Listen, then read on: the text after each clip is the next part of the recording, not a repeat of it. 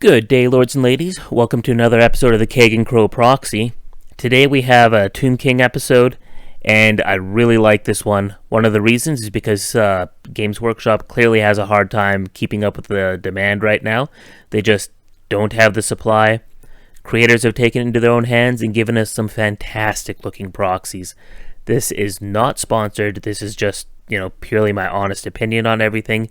And I just had to share it with you guys because I know a lot of people want more Tomb Kings, but they just can't get it because Games Workshop is either sold out or their local game stores haven't gotten anything yet. So here we go. We're going to watch this, and then I'm going to scroll down and show you everything else.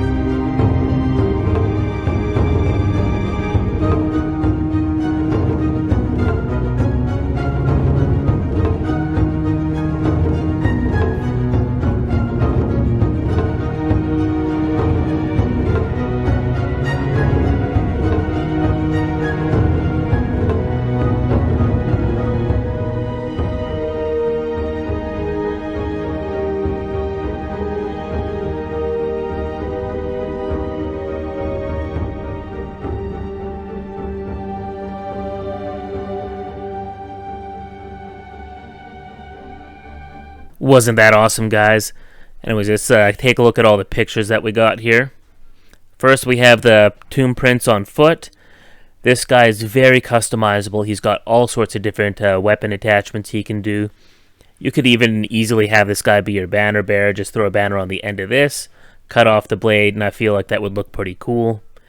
We got the priest on foot. Once again, a great looking miniature. I just love the details on the face and just his pose. It just looks so awesome. Once again, he's got a couple of different attachments with the dagger, scroll, and the jar. Bone Dragon. This is the first one where I've got kind of mixed feelings about it. I'm not a big fan of how they did the wings, but like the rest of the sculpt is, of course, just incredible. The light cavalry here, I really like the skeletons, but the horse skeletons I feel look a little bit too big and bulky, and I feel like it looks kind of weird. Maybe I'm being a little bit too nitpicky. Like the tail kind of looks a little long for a horse. I'm also not an expert on horse skeletons, so maybe I'm just stupid. Multiple interchangeable parts. In the heavy cavalry, it's the exact same thing, same looking horses. The guys riding them, once again, have many different parts that you can put on them, so each guy will be unique, each guy will be different. Once again, I really like this. The horses themselves, I think, look a little bit big and bulky, but I'm sure that's because these are 3D printed, and they had to do that to make sure that they wouldn't just snap and break all the time. It doesn't really look that bad. Sand beetles, love this one. This is one of my favorite sculpts in the entire range. I just love how they're like coming up with the sand, and they're consuming this poor Bretonian peasant. He probably didn't deserve it, but, maybe he should have stayed home. Oh, that just looks so cool. The undead vultures, I believe these are called carrion on the tabletop. These definitely look better than the original Games Workshop ones, which I don't think have been re-released quite yet. These look really good, but I do remember them being quite effective in 8th edition. I haven't faced the Tomb Kings in the old world yet, but I'm sure it's only a matter of time. The bone catapult. Once again, this looks so cool. I really love how they went all in with the whole bone design because, the Tomb Kings really are into the whole dead aspect of everything. I like the crew. I think it looks good. Oh, I forgot we have a banner bearer. You don't have to convert the tomb prints like I had suggested. This guy looks better than what I would have suggested for sure. And And he's got multiple different weapon attachments that you can give him, whatever your flavor is. I personally kind of like the flail. This guy, Kickstarter exclusive, possibly my least favorite miniature out of all of these, to be honest. Different hand attachments, just like so many of the other guys. But this one just seems really basic to me. I'm not a huge fan of the architect, but oh well. Pre-supported models. I haven't bought any STLs from these guys before, so I don't know what their pre-supports are like. Some companies are pretty good with their pre-supports. Other ones are just useless and I gotta do my own anyways. I've recently started using Lychee and I really like it. In a lot of ways I prefer it over Chidu Box, but I have Lychee and Chidu Box. Skeletons. These guys are just really good. I like the archers. I like the spearmen. They're both really good, really top-notch. Honestly, better than what GW sells, in my opinion. The Colossus or the Bone Giant. Love it. I love the headdress. Like, this looks very ancient Egypt, and I really, really like it.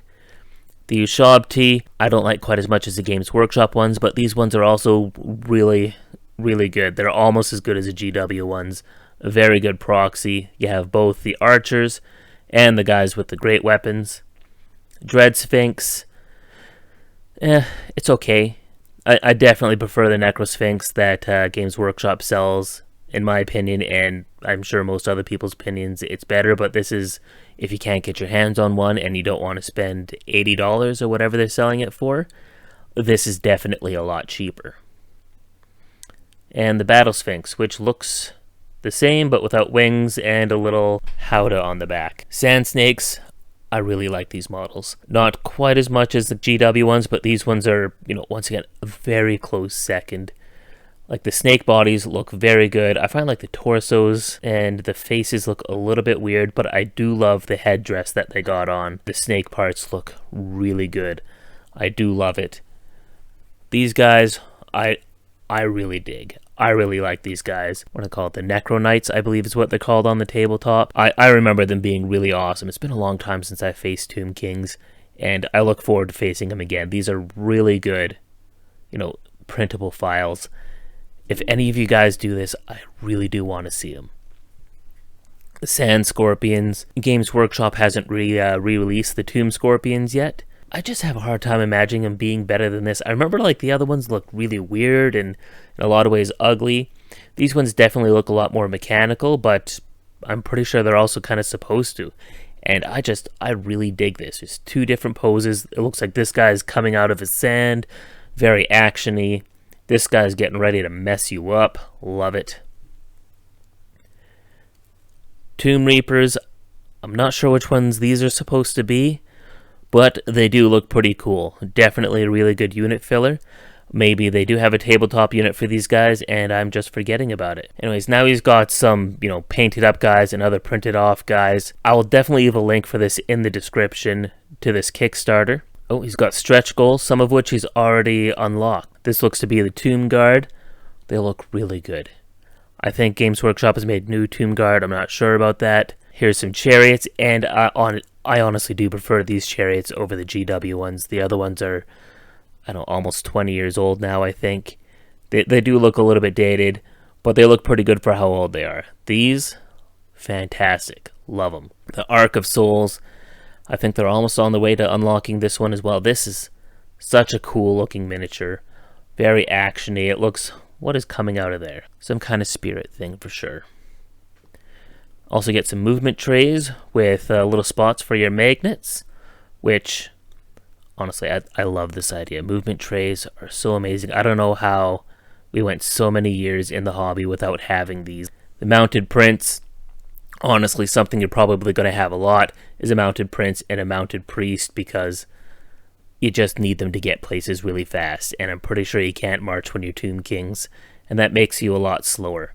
So having a mounted or put into a chariot is probably something I'm going to be seeing a lot of. Once again, I'm going to leave the link for this Kickstarter in the description. It is currently February 8th, and this just went live today.